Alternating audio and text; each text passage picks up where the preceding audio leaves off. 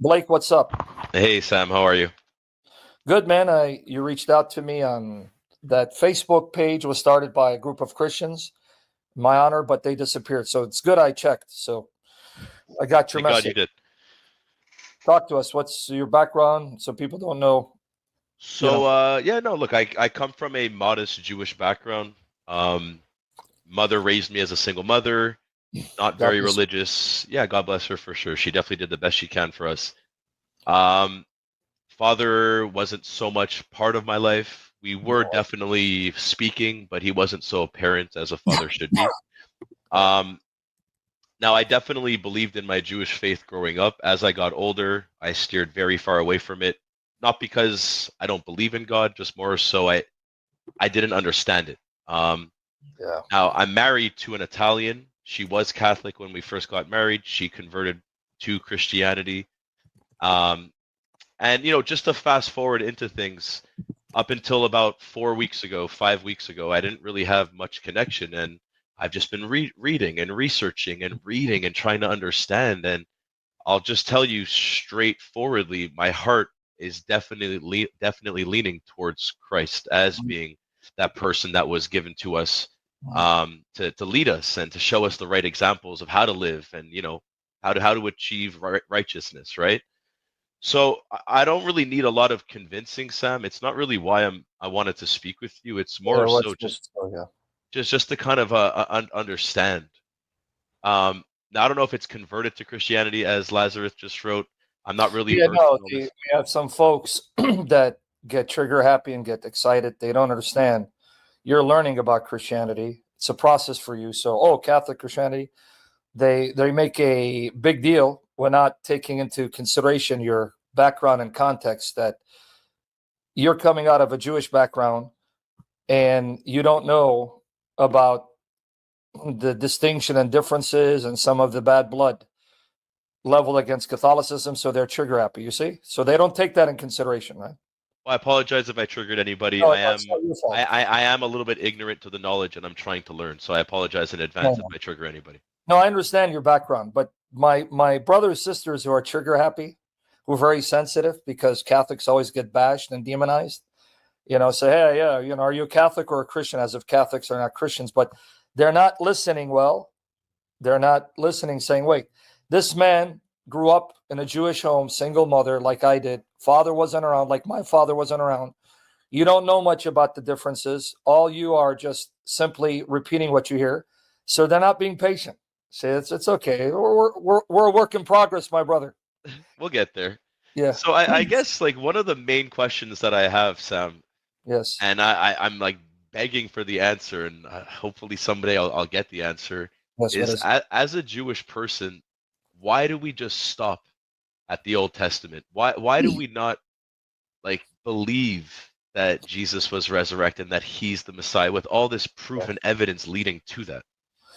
Well, remember, don't generalize all Jews because the first believers were Jews, right? I mean, if you look at the New Testament itself, every book of the New Testament is written by a Jew except Luke and Acts. It's written by a Greek. The first believers were Jews. The apostles were Jews. And even to this day, there are, because there's not too many Jews worldwide. I think the number is what, about 18 million? About that, yeah. You have hundreds and hundreds of thousands of Jews that do believe in Christianity, that do believe in the New Testament. In fact, there are ministries like One for Israel. Let me show you this. I'm going to show you some. So, historically, there's always been Jews who believed in Jesus and always been Jews who didn't believe in Jesus. And even today, you have Jews that don't believe in anything. They're atheists. See, people think when you're a Jew, that means you're religious. No, there are a lot of secular Jews.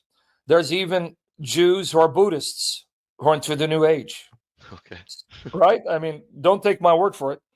Do a search, you'll see Jews who are agnostic, Jews who are atheists. That means they're not religious, or Jews who are Buddhist, or Jews who are into the New Age. But let me get the websites for you, so, and I'll send them to you. So this is One for Israel. This is a ministry started initially, if I remember correctly, by Israeli Jews. And their entire focus is on showing the Jews from the Hebrew scriptures Jesus is the Messiah, the New Testament is the fulfillment of the Old Covenant, and answering all the objections by the rabbis. And here, these two are Jews. This man here with the hat, he's an Israeli Jew. His name is Golan. I met him, actually. I met both of them at a conference. So let me send you this. And then not only that, you have Jews who are Catholics. There's even a society of Jewish Catholics. So I'm going to show you that as well. But let me just get to the site. Now, I'm going to talk about some of the differences, because why did the Catholics here get a little triggered when they said Catholic to Christian? Because the Catholic Church is constantly getting bashed, demonized, alienated by evangelicals who think the Catholic Church is corrupt, it's pagan, the Pope is the Antichrist. And so they don't consider Catholics Christians. So when they hear someone saying, oh, are you Catholic or Christian, or a Catholic became Christian, that hurts their feelings, because the Catholic Church has been there long before Protestantism, long before evangelicalism. To say then, are you a Catholic or a Christian, is an insult. If you're a Catholic, what are you, a Buddhist? Of course you're a Christian. But nonetheless, let me show you the Society of Hebrew Jewish Catholics. It's on my Facebook page. Let me find it for you. Here it is, right here. Hebrew Association of Hebrew Catholics. They should have a website. This is it. Association of Hebrew Catholics. These are all Jews who became Catholic. So I'm sending you the links in the private chat. If you see, it's in the private chat. I see it. So these are not only believers in Jesus Christ, but they became Catholic because they see the Catholic Church is a continuity of temple worship.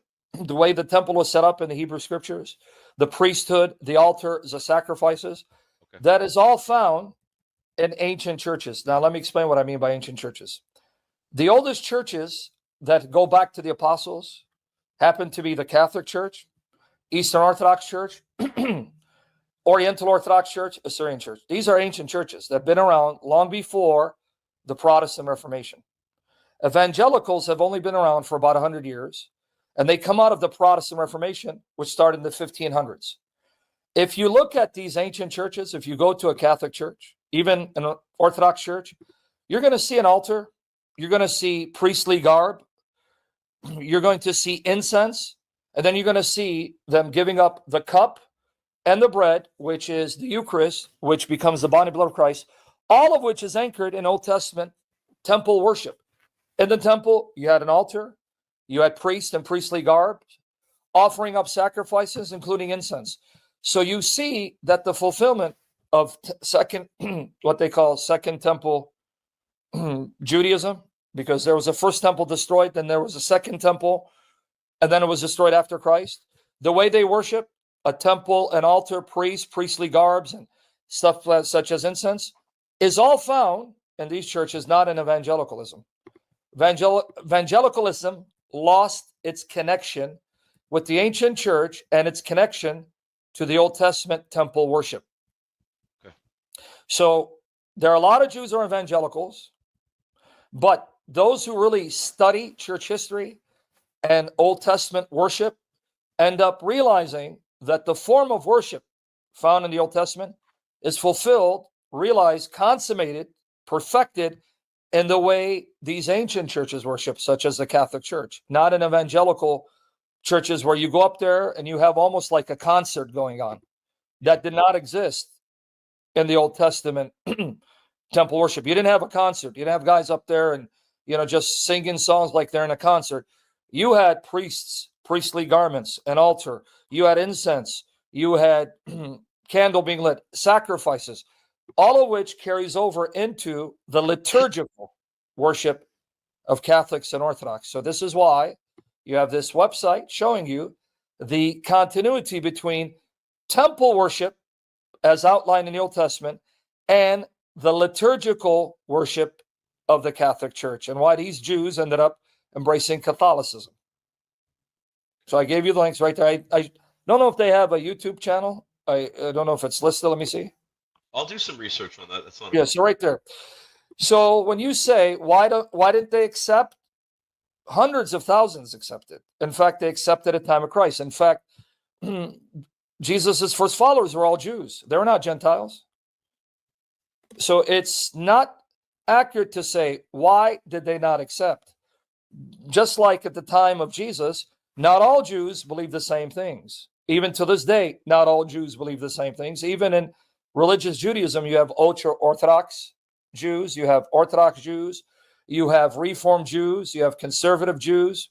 They're all over the map. You even have a group of Jews that reject the oral law, the Talmud. And the way they pronounce the name, I'm going to put it on the screen. I have a hard time pronouncing this. I have a lisp. So Karaite Jews. Karaite Jews, they still exist. One of them is Nehemiah Gordon. They reject the oral law, the Talmud, altogether, and they only go with the Old Testament. They don't accept the Talmud. So even Judaism comes in a variety of flavors. Moreover, if we go back to the time of Christ, and this is all historical facts that you can discover just on the internet. You don't even need to go to a library and look up encyclopedias. You had the Sadducees at the time of Christ, the Pharisees at the time of Christ, and the Essenes. Three prominent groups. Now, the Essenes are believed to be the group that actually left the temple worship, lived in the desert, the Dead Sea, and they're believed to be the ones that actually produce what we call the Dead Sea Scrolls. The Dead Sea Scrolls were discovered in 1947, where they found scrolls in Hebrew as well as in Aramaic in, was it jars? Hidden in caves that are dated before and during the time of Christ. In fact, in the Dead Sea Scrolls, we found the oldest copies of Old Testament books in Hebrew. For example, we found an Isaiah scroll, we found Deuteronomy. Some scrolls were very fragmentary because of wear and tear. Some scrolls were more complete. We have a complete Isaiah scroll written about 100 years before Christ, and it shows you the meticulous accuracy of how the Old Testament is preserved. But the reason I mention that is these scrolls are believed to have been written by the Essenes. When you look at them, they didn't all believe the same thing. For example, the Sadducees did not accept anything beyond the 5 books of Moses. Even to this day, you have a group called the Samaritans. They're actually the Jews that mix in with the nations. If you read the Old Testament, you'll know that the Assyrians, ironically, my ancestors, Assyrian Empire, the Assyrians were allowed to come and attack what's called the Northern Kingdom. Let me give you a little history about your ancestors, Saul in the Old Testament. When Solomon sinned against God and dishonored God, God said, the punishment will be, I'm going to divide Israel into 2 peoples, 2 kingdoms. Southern kingdom, northern kingdom. The southern kingdom, Judah, capital is Jerusalem. God said that kingdom will remain in the line of David. I'll give it to his heirs. The northern kingdom, Samaria, became the capital of Israel. So you had Judah and Israel. They were one, but they divided.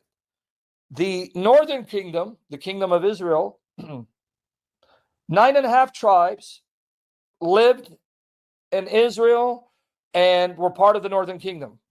2.5 tribes were part of the southern kingdom, Judah, with Jerusalem as the capital. The kings of the southern kingdom were the sons of David. The kings of Israel were renegades. Renegades. Are you with me there? Yeah, I'm here. I'm listening. So in the northern kingdom, God was fed up and disgusted with their paganism and idolatry. So he sent the king of Assyria. You're going to find this in 2 Kings. This is in the Hebrew scriptures. 2 Kings. You read chapter 17. He stirred up the Assyrians to attack the northern kingdom and send them into exile, depopulated the area, moved them out of the land, and then resettled the land by pagan nations, 5 nations. Now, what happened is those 5 nations mixed in with those Israelites, and they created a new breed called the Samaritans. Now, why is that important? Samaritans still exist to this day. They have Jewish blood, but they were what we call half-breeds, to use a derogatory term, and I'm not trying to be disrespectful, because the Jews looked down upon them and hated them because of that, because they were not a pure Jewish race. They mixed in with the nations, creating the Samaritans, which means they do have Jewish blood. They are descendants of the Israelites, but they also have the blood of the nations running in their veins. They only follow the 5 books of Moses. They have what's called the Samaritan Pentateuch. Because remember, they're Israelites. So they followed the law of Moses, but when they broke off, and then the 10 tribes, 9.5 to be exact, mixed in with the pagans, creating a new race, Samaritans, they kept the law of Moses. They kept the Torah, but that's all they have, Samaritan Pentateuch. They don't have the rest of the books. Sadducees only accepted 5 books. Pharisees accepted a larger canon, as did the Essenes. So what I'm trying to get at is, Jewish faith has never been monolithic. There has never been one expression of Judaism, even at the time of Christ. You had the Samaritans, you had the Sadducees, you had the Essenes, you had the Pharisees. Even to this day, you have ultra-Orthodox, you have Orthodox, you have conservative, you have Reform, and then you have those Jews who follow Jesus. And even among them, you have some Jews who are evangelicals, some Jews who are Catholics. There's even an Orthodox Jewish priest who became Eastern Orthodox. When I say Orthodox Jewish priest, obviously Orthodox meaning he's a Jewish convert to the Eastern Orthodox Church, and he's an Orthodox priest of the Eastern Orthodox Church. I believe his name is Brother Nathaniel. Let me find it for you. So why? My answer would be, who told you they didn't? But if you expect all of them to believe, that's not possible. The Jews have never always agreed and believed the same things. Even to this day, right? You have those Jews who decry Netanyahu. You have Orthodox Jews who say that Israel is not of God. They've never been in agreement, never been monolithic, right? Yes, that's what my mother was actually saying. Yes, I had a long talk with her this morning regarding that as well. But you know what? I'm going to save that question for after. So anytime you want to, here we go. Here is Brother Nathaniel. Why I left Judaism. He became an Eastern Orthodox priest. There he is. Let me show it to you. This is him. He's Jewish. Why I left Judaism. I'm going to send it to you. It's in private chat right there. Yeah, feel free to ask me whatever, even if what your mother brings up. Don't worry, I'm not in a rush. So I just sent that to you in private chat. So there he is. So Jews are all over the place, just like Christians are. You have Catholics, you have Eastern Orthodox, you have Oriental Orthodox, you have Syrian Church of these. And in Protestantism, you have Lutherans, you have Anglicans, you have Church of Christ, you have Baptists, and even Baptists, you have independent. When you get 2 Jews, you get 20,000 opinions, right? Yep. That's how it works. Absolutely.